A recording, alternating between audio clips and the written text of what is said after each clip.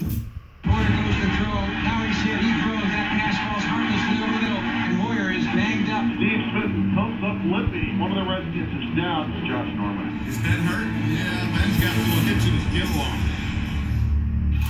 It is America's game. It defines the sports calendar. It will likely generate $17 billion this year. The National Football League's health care for its players, current and retired, is both a hot-button issue and the subject of a study at Harvard University funded by both the union and the league. That study, 258 pages, published last weekend, gave the league good marks for providing care and benefits that some Fortune 500 corporations don't even provide. And at the same time, remembering that this study was calibrated to study the NFL measured against other leagues, where the NBA, for example, offers health insurance for former players and treatment for PED users. The NFL does not.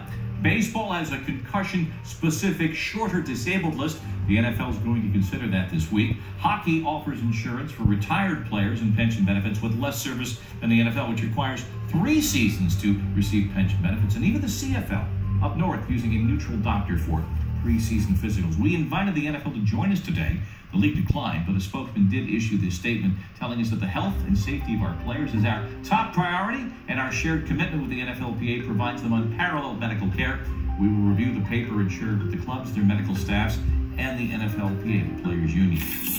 Not only has Michael McCann studied this report, he is one of the peer reviewers of it.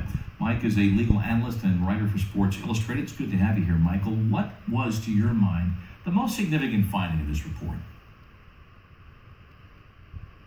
Well, Bob, I think the most significant finding is how the NFL and the Players Association treats players who are retired. This, to me, is really the most important part of the story. It's not how they're treated while they're in the NFL, because for many of them, their careers are relatively short. It's the many decades of life that they have upon retirement, where, as you mentioned earlier, Bob, other leagues say, we will give you health care for life, we will give you benefits that go until the day you die, whereas in the NFL, and this is collectively bargained, benefits end. In fact, for many players, benefits don't ever begin post-playing career because they don't vest. They don't get the 3 years of credit. And even those that do, many benefits end after 5 years when they're out of the league. And for a lot of guys, they're in their 30s at that point. They may have another 50 years of life. And I think it's really troubling, particularly when you consider other things going on in this world about healthcare benefits, pre-existing conditions, workers' comp. There are many levers being pulled right now. So it's very crucial that these players, I think, are treated well. What about the findings? We hear this so often about team physicians, sports medicine, in all leagues, but you hear this question a lot in the NFL. Yes, every physician takes the Hippocratic Oath. We get that. Do no harm, and you have your fealty to your patient. But the suggestion that there are dual masters in here, what was the finding, or at least the sense of those doing the research about the, I won't say the loyalty, but the first obligation of team physicians?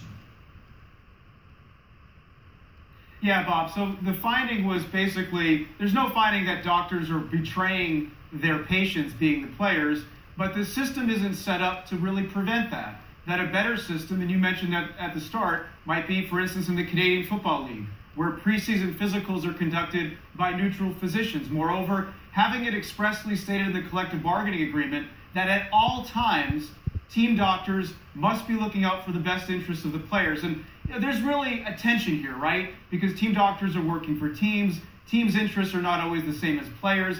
Everyone wants to see players healthy, but for players, playing on Sunday and their long-term health impact of doing so may be viewed very differently from how a team looks at it. So really a system in place where perhaps all team doctors are neutral. Maybe they're not paid by the team. Maybe instead of having team doctors, having doctors paid equally by the Players Association and the league. There are different ways of going about this. All right. In 15 seconds, if you could tell the union to go for one thing in negotiations that might be achievable, what do you think it might be? I think long-term health care, Bob. That's the most important thing. 5 years is not enough.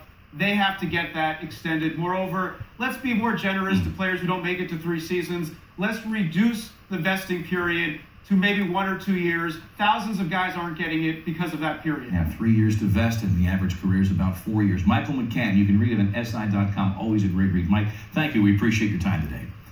And next up,